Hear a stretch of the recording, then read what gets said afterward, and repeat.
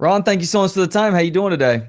Doing very well, Trey. How are you doing today, sir? I'm doing fantastic. Thank you. I love to see that you're coming back to Austin this Good. weekend, headlining once again at Cap City Comedy Club. I believe we talked about this about a year ago, but what is your stand-up comedy experience typically like when you come to our Fairburg? I mean, it's one of the best cities to come to for comedy. It's been a long-standing comedy town for as long as I can remember. I remember visiting at a young age and seeing murals of my friends who had passed away, like Harris Whittles, and just always been a place that had promoted free thinkers and intelligence, and it's been always been a fun place for me to fun visit. It's been nice over the last couple years to see things kind of grow and change and now have such a big scene in Austin that is both, positive in some ways and negative in other ways. But it's just, to me, I just like seeing any city that is a comedy hub and is got great food and is a fun place to meet pretty ladies. So I'm excited to come. Harris obviously really made a name for himself on Parks and Rec, amongst other things. Do you have a favorite memory involving Harris? My favorite memory involving Harris is just running into him at an elevator when I was working on a show and he was writing on another show and just crossing paths with each other. And then it just made me feel good to be like, oh, look at us. Like he's still headed somewhere. I'm headed somewhere. He's so funny. And it just made me feel like things were like, it was one of the times when I first moved to LA where I was like, oh, like I'm doing something. Like I'm keep running into this guy and watching him move in the same direction. So I always just remember just us crossing in this elevator. He was headed one way, we other. We just cracked a couple jokes and moved along. But it always, I don't know, for some reason it always stuck with me. Love that. How are things currently in LA? I know that that things obviously got weird for everybody in that COVID era, and a number of comics did decide to leave Los Angeles. Some came to Austin, others went to Nashville, others ended up kind of all over the place. Do you feel like the LA comedy scene is in a good spot right now, Ron? Yeah, no, I love it. I think that's it's great to refresh the scene. You know, to me, you can only have certain people be on top for so long, and to have people like Joe and Theo and oh, it's just Joey Diaz, who I'm thinking. A lot of people who just moved to Austin or moved to Nashville. Where other people might see it as a negative, I just look at it as opportunity to try to fulfill those holes and try to bring audiences into those clubs through my comedy. And so it just makes me take more of an ownership, makes me promote my local shows more and try to be a positive in the community because they did. I mean, it would be a lie to say that they didn't leave a big hole when they all left. The audiences went down for a bit and just people who had individual shows moved those shows elsewhere. So you just kind of, but I think you've been seeing a real influx of new voices and strong comedians coming into the Comedy Store and the Improv. So to me, it's just a cycle of comedy and cycle of life. So I love it. You mentioned the Improv and the Comedy Store. Is the Comedy Store technically your home club? I mean, they're all my home clubs, really. I get a lot of love at the Improv as well. So I would say the store and the Improv are probably the place where I spend the most of my time. But I go to Laugh Factory. I'll do local shows. I mean, I'm not precious about it. If it sounds like a fun show, I'm there. All right, outside of LA, and you're not allowed to say Cap City Comedy Club, which is an awesome club. People will get to find that out again this weekend if they go see you perform, Ron. But what is your favorite club outside of LA or Austin to perform at in the country? Oh, that's not hard. There's a group that just comes to mind immediately. Comedy Works in Denver is a legendary club. It make you feel like the best comedian in the world, and then you go do a show elsewhere, and then you're like, oh, I kind of suck actually. It's just a beautiful club. Comedy on State in Madison, Wisconsin is an amazing club. And then Seattle, they just put a club back in the city. And I for so long I started there and the first place I ever headlined was the Comedy Club Underground in Seattle and for the past like 5, 7 years they haven't had a club in the city proper, but now they do, and it's beautiful, and I really like it. So I hope they do well. Before you moved to LA, I believe you were in Portland. What is Portland's comedy scene like? It's amazing right now. It makes me very proud to watch how it's come. It used to be a city that did not even claim its comedy. It was all about music. If you were Modest Mouse, they didn't want to talk to you. They just wanted you to float on out of there. So now it's a comedy town. They have the kickstand comedy that does a lot of shows in town and a lot of actual like volunteer work and being doing stuff in the community, which I think is beautiful. And to see it go from a place where I've done open mics for 2 people, 4 people, and now I can go to Portland and in the summer they have like a outside comedy series, and they'll draw like 2, 3 thousand people that are all just sitting in the park listening to comedy, and they come every weekend for that whole summer. And I went and did a show there, and I almost started crying because I was like, I could never even have imagined seeing this when I was in my 20s, and to know that in some small part I helped make a scene that now has that makes me very proud. Austin and Portland are very similar cities in a lot of ways, and Austin is someplace that really embraces those who spent any amount of time here but go elsewhere to really make a name for themselves. Is Portland very similar in that regard? Like when you go back to Portland, are you usually performing in front of really good crowds? Oh, absolutely. Yeah, it's very much the same. I would say so. Yeah, I think they're towns that you love to go to and that you can really learn your craft to in. And if you go and represent them well, they always have your back. Like I just did shows in Portland maybe about 3 weeks ago, and I've had people who, I've been doing comedy for 19 years, and there's people who come to my shows who've been coming to see me for 19 years. And there's people who come to my shows who I went to high school with. So it's really nice to see that type of support, and that it's a city that supports its own. And, I think Austin is very much in the same way. So. Very cool. And thinking about how to lead this conversation and listening to you in other conversations, and I did this a year ago as well. You're a funny dude, but you're also somebody who is very upfront about even the struggles that you go through at times. And people have talked a lot about mental health with you, and that's important. And your role as a father and your lover of video games and wrestling.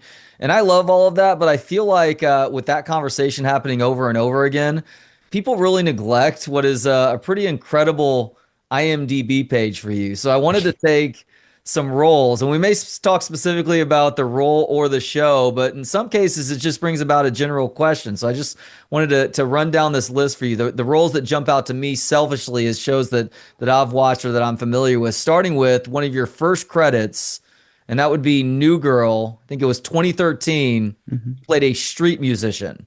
Hmm. Now, I don't want you to talk about playing a street musician necessarily, but that sparked the question in my head of if you could take 3 albums with you for the rest of your life, what would those 3 albums be and why?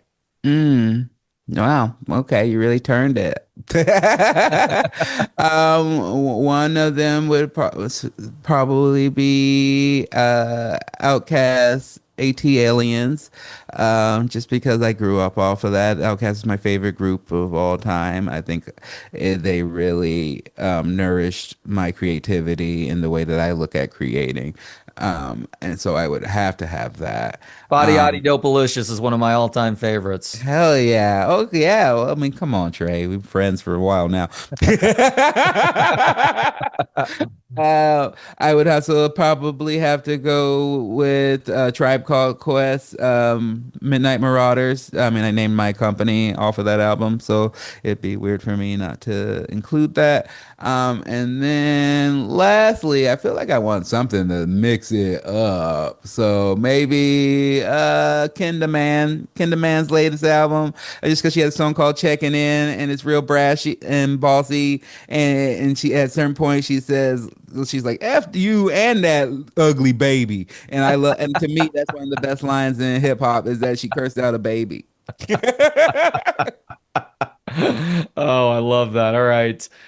Next credits. Now, I didn't watch a ton of this show, but I'm very familiar with it, with Courtney Cox starring Cougar Town. You played Marty in an episode in 2015. Favorite cougar, either right now or of all time? Oh, right now, Terry Hatcher. Mhm. She's just a queen. She's so sweet. She's beautiful. She's Lois Lane, and always will be Lois Lane to me. Now she's my friend, and sometimes she'll kiss me on the lips, and then I have to be like, "Get away from me, Terry." I'll be like, "Is Terry trying to get me?"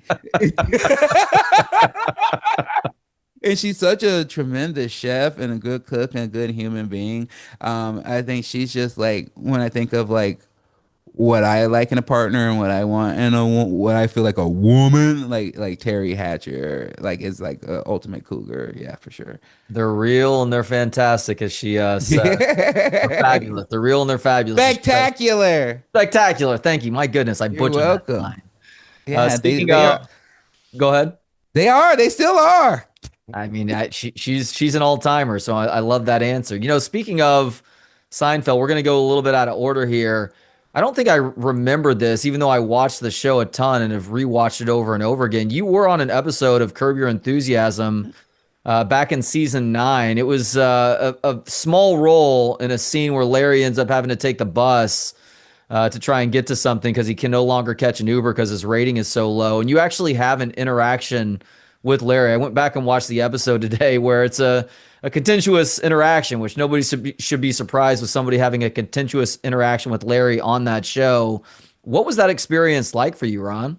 It was amazing. It was one of my favorite days in comedy. And I had to kind of fight and argue to go because it was just like a small cameo. And I was working on, I think we were working on the second season of Loot or the first season of Loot at the time. Maybe the first season if it was that far back.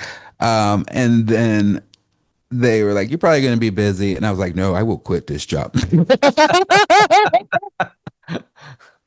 I will quit this job and go do that. So please figure it out. And then they did figure it out. And just being around Larry was just amazing to watch. I'm just a big Seinfeld fan and was a big fan of Curb. And for me, it was a big full circle moment because when I was first starting off, before I even started doing comedy, maybe a year or so before, I remember just riding around on the bus in Salem, Oregon with my little Nokia phone, and my ringtone was the Curb Your Enthusiasm ringtone. Wow. And to go from riding that Shemeketa bus in Salem, Oregon to being on a bus with Larry David, I was just like, this is so cool. And I just knew that with the way that it was improvised and that like you don't get a script at all. You just get like these note cards that say what the premise of the scene is. And so I was just like, I'm not integral. They could cut me. So whatever happens, first take, you need to swing and you need to make a meal of it. And I did the first take, and then literally Larry David just goes, "Huh, you really made a meal out of that." And I was like, hell yeah.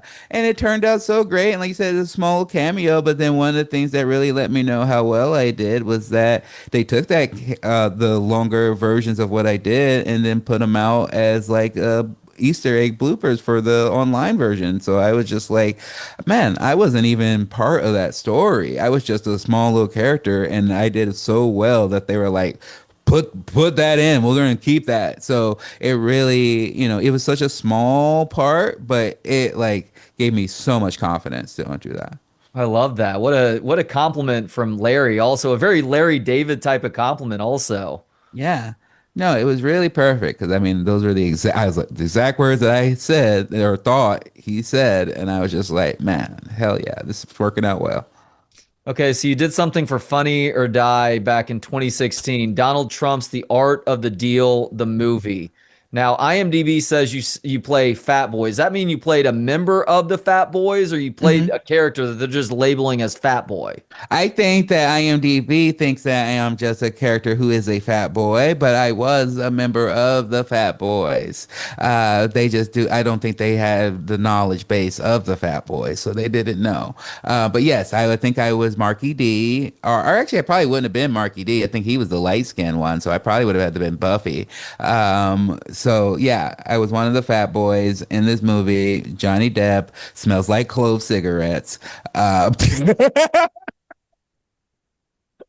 Did you have to rap as I part of this didn't have role? to rap at all. I just had to toss jokes back and forth with Johnny Depp, and that was the only thing where I was like, why am I here? How am I here? This is, it still feels like a fever dream. I don't know if it was a positive or a negative that I did it, but I mean, you get to say that you got to trade lines with Johnny Depp. I say that's well worth true. it. That's true. It was a fun experience. He was actually pretty fun to work with. Probably more chill than with me than with Amber, I'm guessing, but we'll see.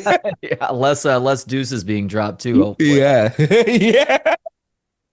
So what, wait, was it more nerve-wracking working or sharing a scene with Johnny Depp or sharing the screen with Tom Brady in 80 for Brady?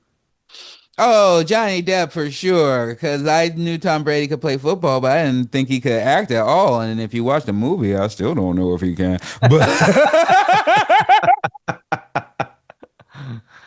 so Johnny Depp for sure. Yeah, I don't even know if I met Tom Brady. I know I was in the same room with him. I know I opened the door to where he was, but I don't think I actually saw him in person. He was like the Pope. They kept him separated. Oh yeah, he's one of those people who doesn't even seem like a person anymore. He just seems like more like a almost like a marketing figure as much as a human being at this point. Yeah, truly. He's an entity that is Tom Brady. I don't even think he's real, and I feel like there's the propaganda to make him feel like he's the sexiest. In what world is that the sexiest man alive? There is no person. I don't care. I consider myself mostly straight, but we'll see. But when I look, I'm like, there's no part of me that would look at Tom Brady and be like, that's a hot man. In a world where Idris Elba lives, where you got, you want Tom Brady? Get out of here. Well, there's a lot of people that are like that. Like I feel like Snoop Dogg has reached that status now too. It's like as soon as my 10-year-old kid and my 8-year-old kid and my mother-in-law on the same day were telling me how cool Snoop Dogg was. I'm like, Snoop Dogg has completely jumped the shark here. He's doing shows with Martha Stewart, which is pretty cool, but he's all Yeah, over the Olympics as well. It's just like there's got been a an kid oversaturation show. of Snoop Dogg, who unfortunately he himself no longer feels human because he is essentially a marketing tool for just seemingly endless people on this planet. Yeah, no, I think you get to that point. I think the same thing happened to Stan Lee near the end of his life. It's something I don't feel like I'll have to worry about it. I don't think anyone feels like they're going to make that much money off of me, that's going to be my issue. But it is something that I do think about is that um, you can have a talent, you can have a spark to you, you can have like uh an expertise, and then at some point you see some people who their entire being and their entire personality becomes about um money and becomes about acquiring things to the point where you don't know what they really ever think, what they really ever feel, you know. And to me, I never want to get to that point. I don't care if some people don't want to come to my shows that will never mess with me because they're like, oh, I know what he thinks and I know what he feels and I don't mess with him. I'd rather that than people not know who I am and I not know who I am, you know? Yeah, very well said there. So, a show that I definitely remember watching you on, like I thought it was you at first, and then over the course of, I want to say it was like 3 or 4 episodes, it's like, yeah, that's definitely Ron, was AP Bio. Man, I wish that show, I know it's got a cult following. I wish that show hit wider audiences. It was just so brilliantly done. And, it definitely got a little bit trippy in that last season where they're like, screw it, we're swinging for the fences with this entire seasons worth of episodes. But how much fun was it getting to do that show, going from janitor to getting to express your joy and getting to wrestle essentially as this secretive wrestling character and the arc that I think was maybe the final episode that you got to do of AP Bio. Yeah, no, it was really fun. I really like the creator. He's super funny and just always been nice to be around. And like you said, like I would go in and the first episode, I was just like, okay, I'm the janitor and I'm supposed to hit on this lady and she's supposed to turn me down. And it was one of the actually best moments in like my health journey and losing weight, because I think when they hired me originally, they probably saw me more when I was at the weight when I was on New Girl. And then when I came in and did the scene, I had lost weight and was looking healthy. And she's like supposed to turn me down. I'm gross. And like we do the scene once, I'm hitting on her. And then they like have a little meeting on the side and they come back and they're like, we're gonna have to figure out something because we just don't see why she turned you down.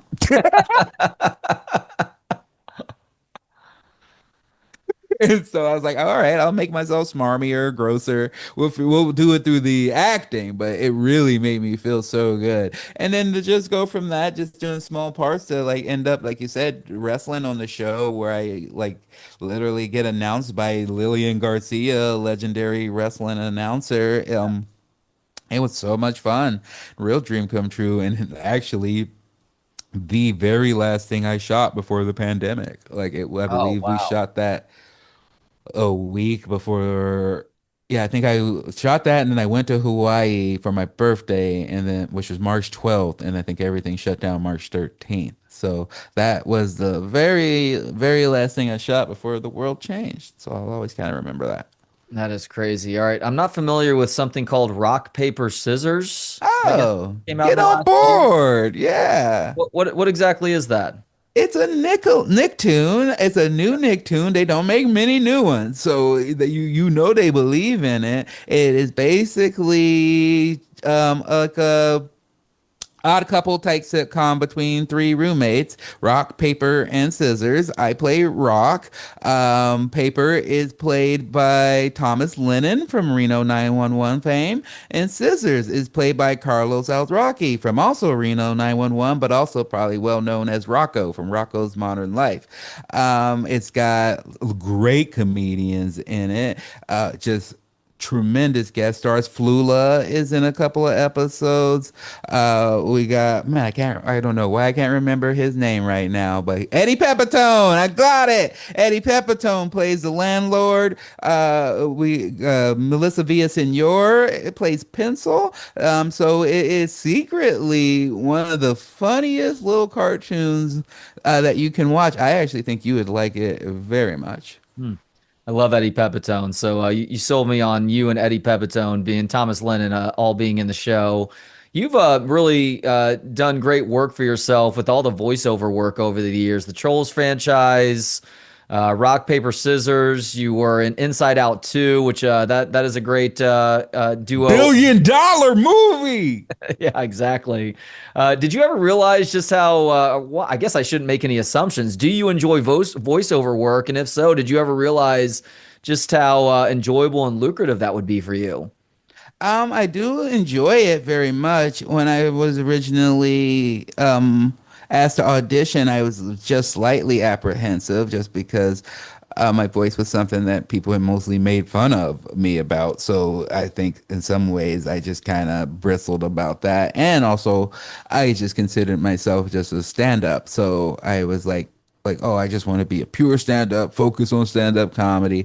But then, if you also love stand-up, you then just know how many stand-up become great voice actors. And so just loving Robin Williams and Louis Anderson and people like that, I was like, oh, I mean, this is right up my alley. And I know my voice is unique. And just now, I mean, I love it because I think it keeps me closer to being young. I get to do a lot of things outside of my stand up that my kids can watch and enjoy. And that means a lot to me. And the voice acting is the only thing where, like, I've had like friends tell me, like, they like my sets or they like shows that I'm in, but like, I've had friends reach out when their kids were in the hospital to have me send them voicemails as Cooper. And then when I do, sending me a video back of them being like, I'm okay, Cooper. I'm going to get strong for you. And it's like, those are the type of things I never thought would come from that. And, I love it. Like I can almost get territorial about characters, with the troll stuff in particular. Like I think anything Cooper related besides maybe like I think they did a like a theme park ride that I didn't do. But any other thing that's like Cooper related, I voice. Like I don't like pass it off to anybody else. Like once I do a character, I get into it. Hell yeah, I love that. All right. Last thing on the IMDb page, you mentioned working with Maya Rudolph on Loot a few minutes ago. What a great show that is. My wife and I watched that show. It's ongoing, of course. Just how fulfilling is it to get to be a part of a show like that, Ron?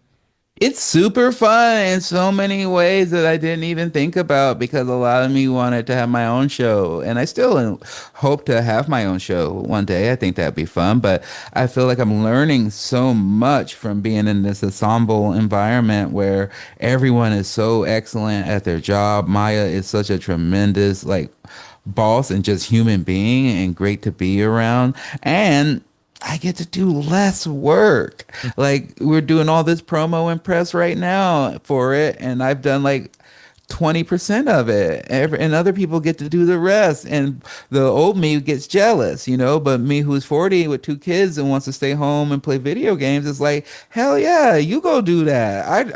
As long as the show keeps going, that's good for everybody. So tell me when you need me, and when you don't, I'll be home. So there's the thing in like splitting the work and like letting other people shine and having fun that like were things I had to learn and kind of, lower my ego for because even with my character itself, like I don't think my character is necessarily like the most laugh out loud funniest person, but that's not his role. He's kind of like the glue and the heart and like he helps everybody else shine. I do get some funny lines, that's for sure. But like I think I've learned that like my character is at its best when I help other people shine.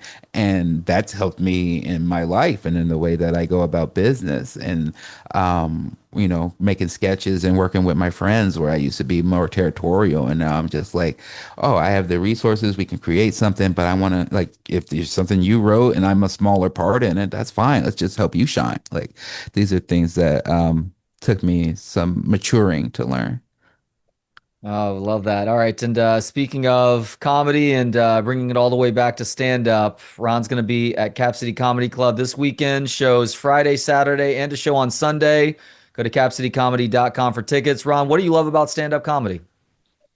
I love that it's immediate. That if I can think of something that evening and then get on stage and say it, it's something that maybe I thought of 20 minutes ago, something that I may just have thought in that moment on stage. And then if I'm brave enough and that if I say it correctly, sometimes it gets such a reaction that you can't match. There's a magic to a good stand-up live performance. I think that each show is different. Each show you can write off the energy of that audience. So even though you have to learn to love the repetition of material and learn how to craft and edge and sand away material. No shows are ever quite the same. So and I get to meet so many great people and so many different people and go places I never would have gone without stand up. So that's what I love about it. Very cool. Shows on Friday are 7 and 9:15, Saturday 7 and 9:30, Sunday 7 o'clock. Again, capcitycomedy.com for tickets.